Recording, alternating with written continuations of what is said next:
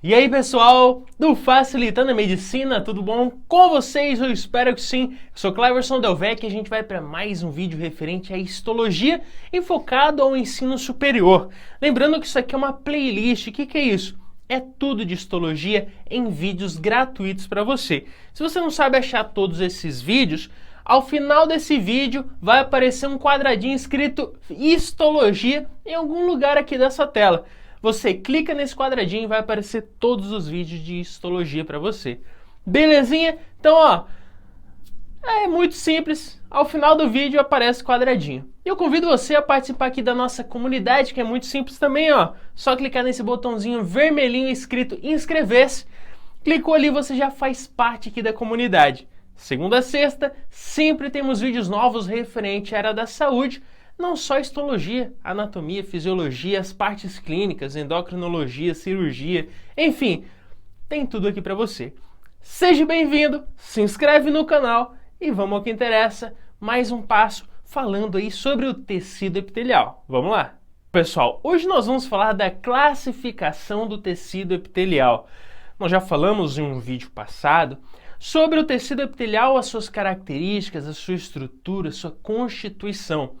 Hoje nós vamos enfocar na classificação, que nós podemos classificar esse tecido epitelial em tecido de revestimento e um tecido glandular.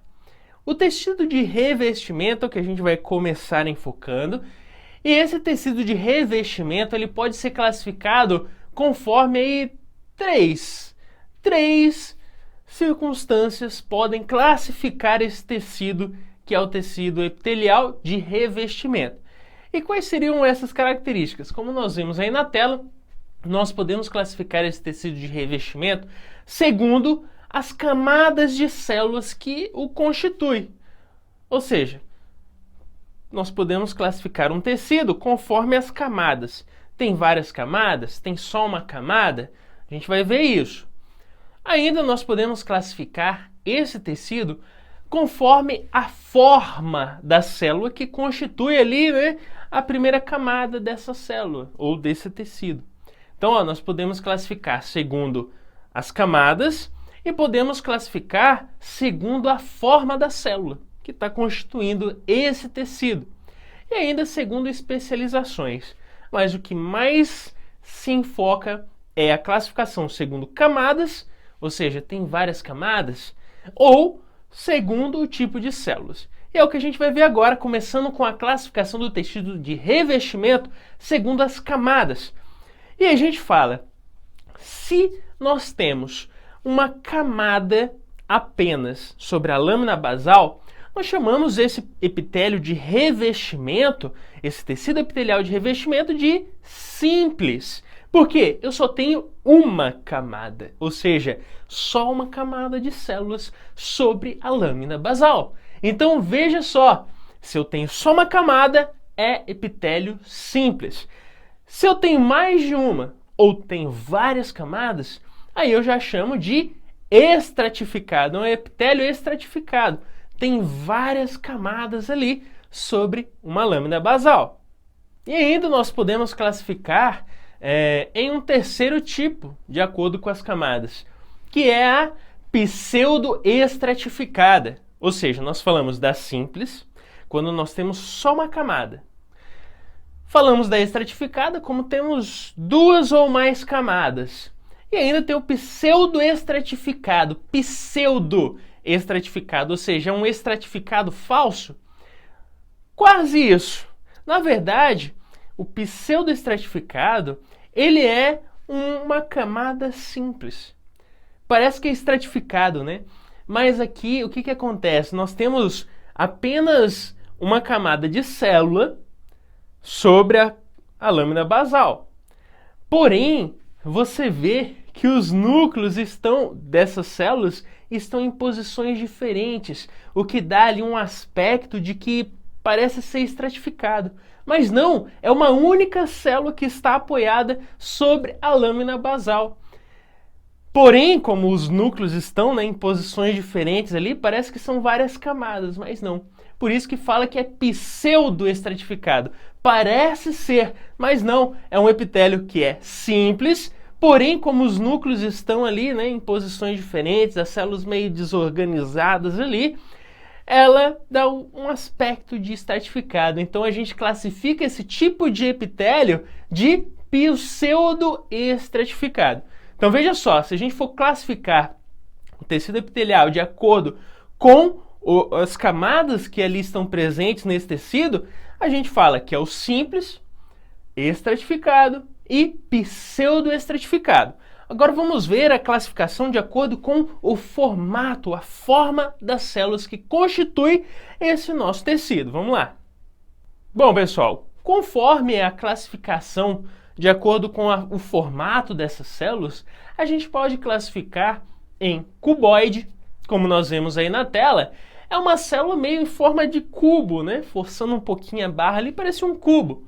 E ao centro nós temos um núcleo que é arredondado, né? Como nós observamos aí, é uma célula meio cuboide, né? Por isso células cuboide, formato de cubo, e ao centro um núcleo que é bem arredondadinho ali. Além desse tipo de célula, nós temos ainda a presença da classificação que é colunar. Esse tipo de célula, a gente pode chamar ela também de cilíndrica. Parece um cilíndrico, né? Parece um cilindro, na verdade. É uma célula meio alongadinha ali, parecendo um cilindro. E o núcleo meio, né, alongado ali ao centro. Então veja só, falamos de um tipo que é cuboide, colunar ou cilíndrico, e ainda a gente tem a classificação que é pavimentoso. Essa célula pavimentosa, ela é diferente assim, porque é uma célula meio achatada, parece que um carro passou em cima dela e ficou achatadinha ali.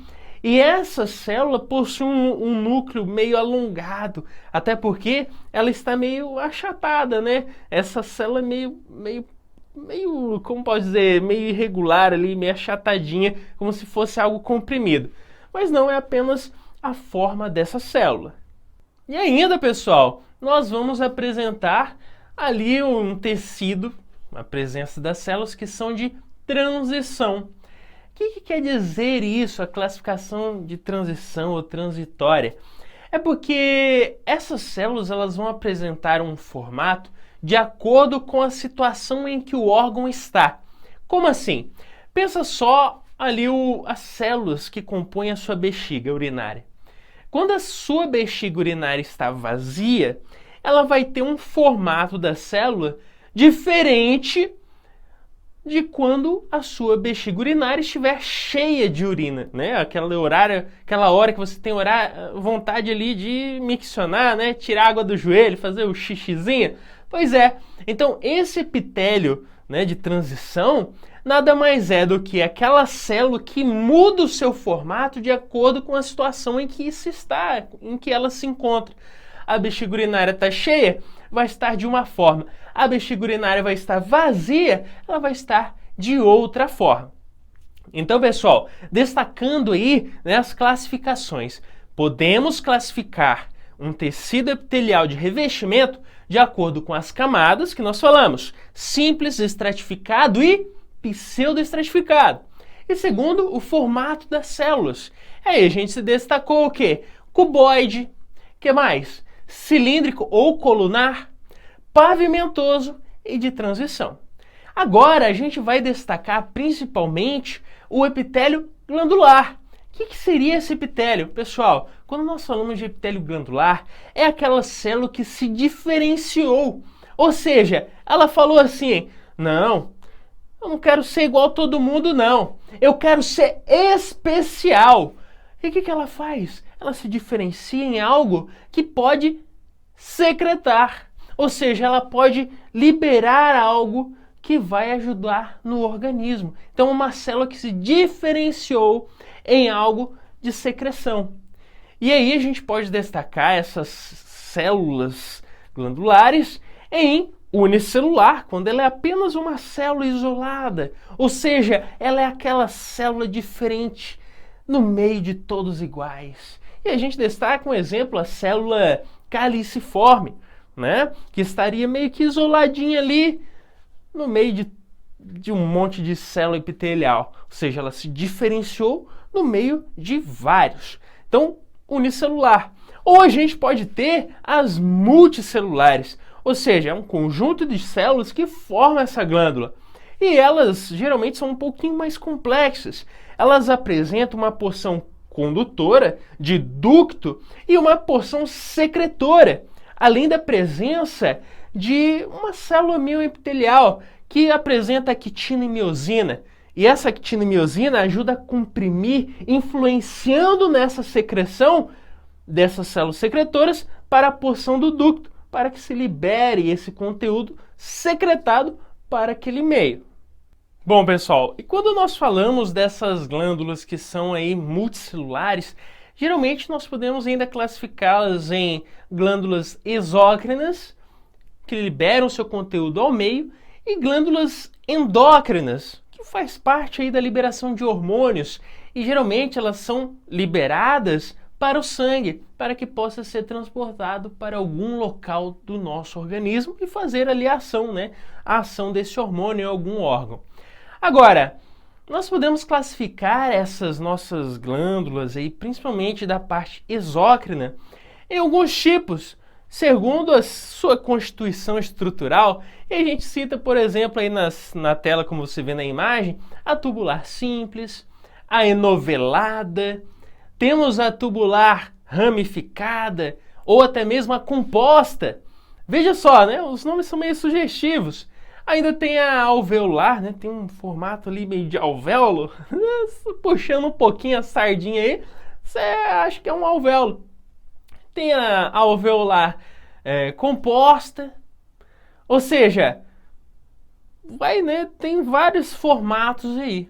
E ainda túbulo alveolar, com presença aí de uma porção tubular e alveolar.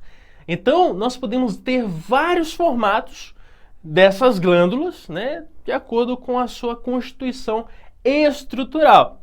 Ainda podemos classificar essas nossas glândulas em serosas e mucosas, que vão ter a sua diferenciação de acordo com o que elas liberam, com o que elas secretam. E ainda podemos classificar as glândulas de acordo com a forma que ela libera o seu conteúdo. Como, por exemplo, as glândulas que são merócrinas. O que quer dizer isso? É aquelas que conseguem liberar o seu conteúdo com uma exocitose. Tranquilo? Temos ainda as apócrinas. As glândulas apócrinas são aquelas que liberam certo pedaço do seu citoplasma quando ocorre a liberação do conteúdo, ou seja, parte do citoplasma dessa célula se foi nessa liberação. E existe ainda as holócrinas, é aquela que se doa por completo. Essa célula ela morre e libera todo o conteúdo que está ali presente. E pessoal, quando nós falamos das glândulas que são endócrinas, elas ainda podem ser classificadas em foliculares, onde elas se organizam em folículos, e dentro desse folículo está armazenado o conteúdo de liberação. Geralmente encontrado, por exemplo, ali na nossa tireoide. E existem ainda as cordonais, que se organizam em cordões dentro dessa glândula que seria endócrina. Então, pessoal, com isso a gente finaliza mais uma aulinha hoje, classificação do tecido epitelial. Espero ter te ajudado, se inscreve no canal e até o próximo vídeo. Valeu? Então, pessoal, com isso a gente finaliza mais um vídeo. Espero ter te ajudado, se inscreve no canal e até o próximo vídeo. Valeu?